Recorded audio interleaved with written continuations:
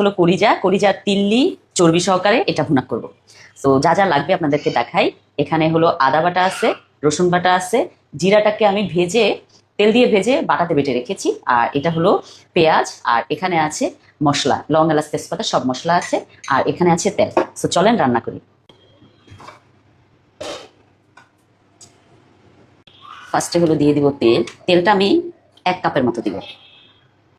তারপর হলো দিয়ে দিব এই পেঁয়াজটা পুরাটা। এখানে আমি 4টা পেঁয়াজ কেটে রেখেছি।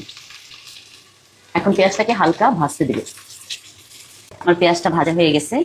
এখন আমি দিয়ে দিব এখানে 2টা তেজপাতা, আর হলো এখানে যে মশলাগুলো আছে পরিমাণ মতো মশলাগুলো দিয়ে দিব। দিয়ে আমি আরেকটু নাড়াচাড়া করে নিব। তারপর হলো দিয়ে দিব রসুন বাটা। রসুন বাটা দিব হলো 1 চামচ, 2 চামচ। তারপর হলো দিয়ে দিব আদা বাটা 1 চামচ, 2 চামচ। দিয়ে আমি একটু ভালো করে নাড়াচাড়া করে নিব।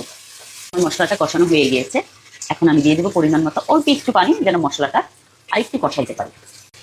মশলাটা কষানো হয়ে গিয়েছে। এখন দিয়ে দেবো হলো হলুদের গুঁড়া। হলুদের গুঁড়া দেবো 1 চামচ আর আধা চামচের মতো। তারপর হলো দিয়ে দেবো মরিচের গুঁড়া। মরিচের গুঁড়া আমি যেহেতু ঝাল বেশি খাই, এখানে 1 চামচ, 2 চামচ মরিচের গুঁড়া দিলাম। তারপর হলো দিয়ে দেবো লবণ, পরিমাণ মতো লবণ দেবো, যেহেতু আমার কলিজাটা 1 কেজি, তো ক্লিয়ার কলিজা 1 কেজি, তো সেই জন্য 1 চামচ লবণ দিলাম। দিয়ে হলো আমি আরেকটু ভালো করে মিক্স করে নিব। মশলাটা ভালো করে মিক্স করা হয়ে গিয়েছে, ভাবলাম আরেকটু পানি দেই কষানোর জন্য।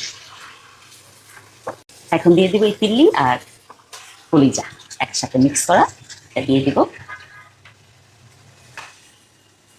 দিয়ে হলো আমি ভালো করে একটু নাড়াচাড়া করে মিক্স করে নিব। মিক্স করা হয়ে গিয়েছে। এখন আমি দিয়ে দিব এটাকে ঢাকনা দিয়ে 5 মিনিট কুক করব।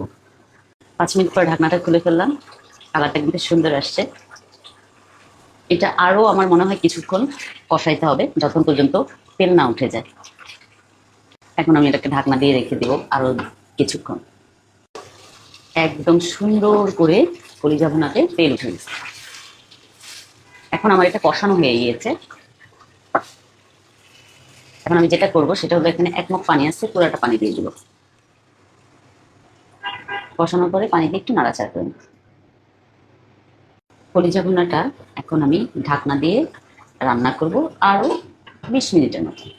আমার এটা সুন্দর মতো দেখেন হয়ে গিয়েছে, কিন্তু আমার লাস্ট মোমেন্টে যেটা দিব সেটা হলো এই মজার জিরা বাটাটা। এটা যদি না দেন তাহলে একটা সুন্দর যে স্মেল ওটা আসবে না। 1 চামচ জিরা বাটা দিয়ে দিলাম। হালকা একটু নাড়াচাড়া করে, আমি যেহেতু জিরা বাটাটা দিয়েছি একটু স্মেলটা যেন ভালো আসে, সেই জন্য আরো 2 মিনিটের জন্য ঢেকে দিব। তারপর আমি ঢাকনাটা খুলে ফেললাম। এত সুন্দর হয়েছে আমার কলিজা ভুনাটা, কালারটাও অনেক সুন্দর আসছে। এখন আমি এটা সার্ভ করব। এই হলো মজার কলিজা ভুনাটা। যা, এই মজার কলিজা ভুনাটা রেডি। আপনারা যদি চান এই রেসিপিতে করে ফেলতে পারবেন। Thank you so much for watching my video. Bye by.